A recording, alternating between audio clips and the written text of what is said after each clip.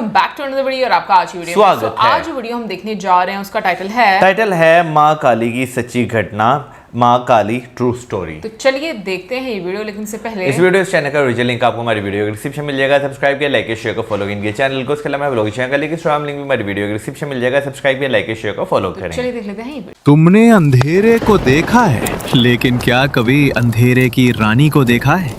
वो जो समय से पहले भी थी और समय के बाद भी रहेगी, माँ काली।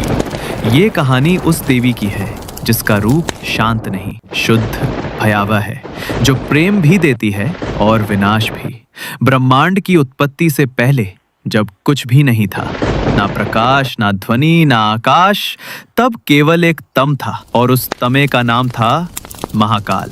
और उसी महाकाल से जन्मी एक शक्ति, काली, नारी का रूप, पर पूरी सृष्टि को उलट देने वाली आग। कहा जाता है जब रक्त बीज ने सभी देवताओं को पराजित कर दिया, तब देवी दुर्गा ने धारण किया अपना सबसे भयानक रूप, माँ काली। रक्त बीज की हर एक बूंद से एक नया असुर जन्म लेता था, लेकिन माँ काली ने उसके रक्त को जमीन पर गिरने ही नहीं दिया। वो पागल सी दशा में नग्न पृथ्वी पर दौड़ती रहीं, हर रक्त बीज को निगल गईं, जैसे काल स्वयं नृत्य कर रहा हो। उनका नृत्य इतना विकराल था कि समय भी रुक गया। देवता भयभीत हो गए और पृथ्वी कांपने लगी। तब भगवान शिव ने स्वयं को जमीन पर लिटा दिया और माँ काली उनके वक्ष पर पैर रखकर ठहर गई। तभी जाकर उनका क्रोध शांत हुआ और सृष्टि ने पहली बार देखा शक्ति का समर्पण। लेकिन ये सिर्फ युद्ध की कहानी नहीं है, ये कहानी है उस माँ की जो अंधकार को भी गले लगाती है, काली, जो शमशान में निवास करती हैं। जहां से लोग डरते हैं, वहीं माँ अपने भक्तों को अपनाती हैं। शमशान, जहां जीवन का अंत होता है, वहीं माँ काली अपना रास रचाती है। माँ काली के भक्त कहते हैं, जो शमशान से नहीं डरता वो संसार से क्या डरेगा। अघोरी, तांत्रिक, योगी सभी माँ के चरणों में तपस्या करते हैं। उनका हर एक मंत्र काली के नाम से ब्रह्मांड में गूंजता है।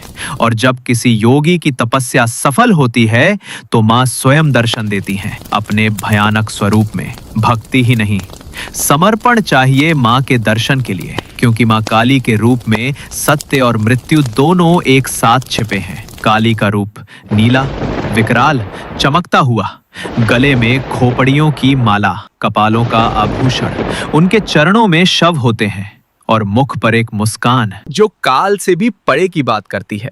वो देवी जिसे लोगों ने दायन कहा, पर सच तो ये था वो अपने भक्तों के लिए जननी थी। कहते हैं माँ काली का नाम सुनते ही भूत प्रेत भाग जाते हैं, लेकिन उनके भक्त उन्हीं आत्माओं से संवाद करते हैं। काली घाट, तारापीठ, कामाख्या ये सिर्फ मंदिर नहीं, माँ के जागृत स्वरूप के दर्पण हैं। हर नवरात्रि जब सब दुर्गा की आरती करते हैं, कुछ लोग चुपचाप माँ काली का राग गाते हैं। वो देवी हैं जिनकी पूजा बहुत संभल कर की जाती है, क्योंकि एक भी मंत्र गलत पढ़ा तो जीवन पलट सकता है। कहा जाता है माँ काली सपनों में आती हैं और सपनों में ही भविष्य लिख देती हैं। उनके भक्तों को आज भी स्वप्नों में संकेत मिलते हैं, कहीं रक्त, कहीं ध्वज, कहीं जलता हुआ दीपक। अगर माँ काली की कृपा हो जाए तो मृत्यु के बाद भी आत्मा जीवित रह सकती है। लेकिन माँ के रूप में वो भय भी है, जो पाप करे उसे तुरंत अपना रूप दिखा देती है। लोग कहते हैं जो माँ काली के सामने झूठ बोले उसका गला बंद हो जाता है। एक बार बंगाल के एक राजा ने माँ काली का अपमान किया। तीसरे दिन उसका पूरा राज्य भस्म हो गया। इतिहास के हर मोड़ पर जब जब असत्य बढ़ा, काली ने अपना विकराल रूप दिखाया। 1947 भारत की आजादी के वक्त तारापीठ में एक अघोरी ने भविष्यवाणी की थी, काली आएगी और सबको जगा देगी। काली के मंदिरों में आज भी कुछ लोग समाधि में चले जाते हैं, जैसे किसी और लोक में पहुंच गए हों। विश्वास है जो सच्चे मन से माँ को पुकारे उसका हर अंधकार मिट जाता है। ना समय रुकता है ना काल, पर माँ काली के सामने सब थम जाता है। उनका नृत्य विष्णु के सुदर्शन से भी तेज और शिव के तांडव से भी भयानक। काली एक देवी, एक काल, एक यात्रा जो अंधकार से प्रकाश तक ले जाती है। वो देवी जो अगर स्वप्न में भी आ जाएं तो समझ लीजिए जीवन बदलने वाला है। तो जब भी अंधेरा ज्यादा लगे, बस एक बार माँ काली का नाम लेना, वो आएंगी और अंधकार स्वयं भाग जाएगा। अगर वीडियो अच्छा लगा तो लाइक सब्सक्राइब करना मत भूलना। मिलते हैं एक और नए वीडियो के साथ।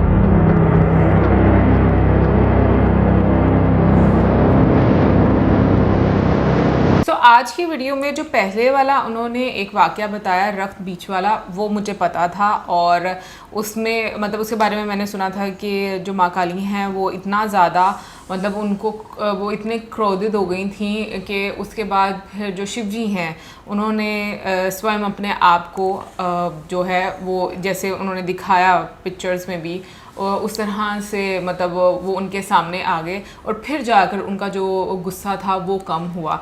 लेकिन जिस तरह से बताया गया कि जो अघोरी हैं और शमशान घाट में बहुत सारे लोग जो हैं वो काली माँ की पूजा करते हैं या उनके भक्त होते हैं, मुझे पहले ये लगता था अघोरी जो जितने हैं उनको लेकर के वो शिव जी को काफ़ी ज़्यादा उनको मानते हैं। हाँ उनको मानते हैं और उनकी काफ़ी ज़्यादा तपस्या जो है वो करते हैं। लेकिन आज मैं कहूँगी कि आगे आगे जैसे चलते गए काफ़ी डिफरेंट आपको जो है एक कॉन्टेक्स्ट समझने का मौका मिला है। इनफैक्ट जो बीच में राजा वाली भी बात बताई, आई मीन अगर आप तपस्या करते हो तो बहुत सारे अगर आपको फल भी मिलते हैं तो आपके ऊपर कुछ कंडीशंस भी हैं कि आपने झूठ नहीं बोलना।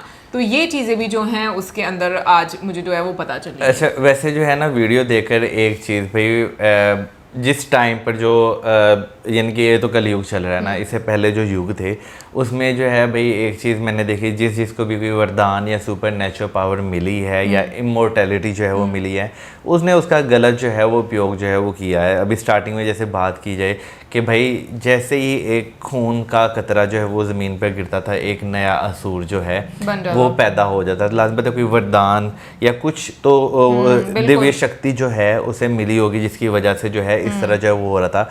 लेकिन जो है ना ये भी चीज़ देखिए कि वो बंदा जो है ना ये भूल जाता है कि भाई अगर उसे वरदान मिला ना तो उसमें उसकी मृत्यु के लिए भी जो है ना कुछ ना कुछ ऐसा है कि भाई मरना उसने है। अभी जैसे अगर देखा जाए तो जिस तरह माँ काली जी की जो है उनकी यहाँ पे बात की गई कि भाई वो इतनी ज़्यादा क्रोधित हो गई और उन्होंने ज़मीन पर एक रक्त का कतरा भी जो है वो नहीं गिरने दिया कि जो है ना नया असुर जो है वो पैदा जो है वो ना हो जाए। तो देखा जाए तो भाई एंड तो उसका हो गया, लेकिन जैसे फिर बीच में जो है उनका क्रोध जो है वो ठंडा करने के लिए जो है जिस तरह शिव जी जो है उनके सामने आए, उनका क्रोध जो है वो ठंडा हुआ। और ये हकीकत है कि भाई ज़िंदगी में ना जो भी चीज़ें आपकी होती हैं कहीं ना कहीं वो आपकी तपस्या या आपने जो कर्म कर रहे होते हैं वो सब उसका जो है वो नतीजा जो है वो होती हैं। अभी जैसे बीच में जो है जैसे बताया गया कि बहुत सारे लोग जो हैं वो समाधि में समा जाते हैं, ठीक है ना, कि ऐसे लगे जैसे किसी और युग में जो है वो चले गए हैं। तो जो भी आप ज़िंदगी में अटेन करते हैं ना, बगैर आप जो है ना एक विल पावर के और बगैर जो है ध्यान लगाए आप नहीं कर सकते। आपको जो है ना एक स्ट्रगल, अच्छी खासी स्ट्रगल जो है वो करनी पड़ती है, फिर कहीं जाके आप कामयाब होते हैं। असल में मुझे ऐसा लगता है ना ये चीज़ जो हम लोगों इंसानों में होती है ना कि लाइक स्ट्रगल को हम लोग बहुत ज़्यादा ना एक दुखी कॉन्टेक्स्ट में देखते हैं। ये हकीकत है, हमारी सोसाइटी में ना कभी हम लोगों को ये चीज़ें सिखाई नहीं जाती। मतलब मैं अगेन हमारी सोसाइटी की यहाँ पर बात कर रही हूँ कि जो स्ट्रगल है, मेहनत है, उसको आप एक अचीवमेंट की तरह देखो कि अगर आप मेहनत करोगे तो आप एक पॉइंट पे पहुँचोगे, फेल होगे, फिर से कोशिश करो, फिर से गिरोगे, फिर से उठो। ये सारी चीज़ें कहीं ना कहीं पर मुझे ऐसा लगता है कि अब टाइम ऐसा आ गया जहाँ पर ना शॉर्टकट्स का इतना ज़्यादा एक आपको वो चीज़ें बताई जाती हैं और उसको अप्रिशिएट किया जाता है। इवन के जो फैमिली मेम्बर्स होते हैं वो भी उस चीज़ को सपोर्ट कर रहे होते हैं। तो मुझे लगता है फिर सोसाइटी में एक बिगाड़ आपको पैदा होता हुआ नज़र आता है। हाँ, अगर हम लोग पहले युग की बात करें तब प्रॉब्लम्स और थी, अभी की युग की बात करें क्योंकि अब कल युग का टाइम है, बहुत ज़्यादा माया का टाइम है, तो अभी प्रॉब्लम्स जो हैं वो कुछ और है, मटीरियलिस्टिक बहुत ज़्यादा चीज़ें हैं। और दूसरा मैं ये कहूँगी कि कर्म, वाकई में हमें अपने कर्म करने चाहिए। और समटाइम्स इंसान होने के नाते हम लोग ये चीज़ें भूल जाते हैं। हम लोग कहते हैं यार ये हमारे साथ ही क्यों होता है ऐसा।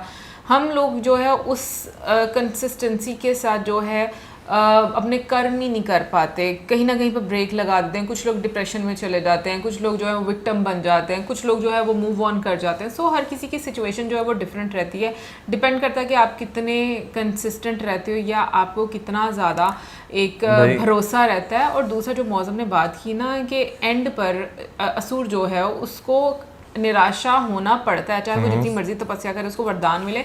तो मैं ये बात सोचती हूँ कि उसमें भी जो एक लीला है वो समझ ही नहीं पाता कि अगर मुझे वरदान मिला है और वो अपने आप को इतना पावरफुल कंसीडर कर लेता है और उसके साथ उसको ये लगता है कि उसके पास अक्ल कुल है, यानी कि मुकम्मल अकल उसके पास आ गई है, लेकिन ऊपर वाला कहता है नहीं ऐसा कुछ नहीं है, तुम्हारी अकल चाहे तुम जितने मर्जी वरदान मांग लो। तुम ये देखो कहीं ना कहीं पर जितने भी हम लोगों ने मतलब हिस्ट्री की चीज़ें देखी हैं और जितने अवतार देखे हैं हम लोगों ने, उसमें यही चीज़ मुझे तो समझ आई है कि आप ये इंसान ना इस पर मुतमिन होकर बैठा होता है कि अब तो मुझे कुछ नहीं होगा क्योंकि मैंने तो ना हर चीज़ जो है वो पा ली है, लेकिन उसकी अकल से परे जो चीज़ें हैं वो तो उसको फिर समझ नहीं आती। महाभारत में अगर हम कंस को देख लें, हाँ, उसका भी यही हाल है भाई। आज के वक्त में भी अगर बात की जाए ना, तो आज के वक्त में भी ना हम ये कह सकते हैं जो लोग पावर में होते हैं ना उन्हें एक तरह का वरदान जो है वो मिला होता है। जब तक वो पावर में रहते हैं उनकी जो है हालत कुछ और होती है, जैसे ही उनके हाथ से पावर जाती है तो हालत जो है वो कुछ और हो जाती है।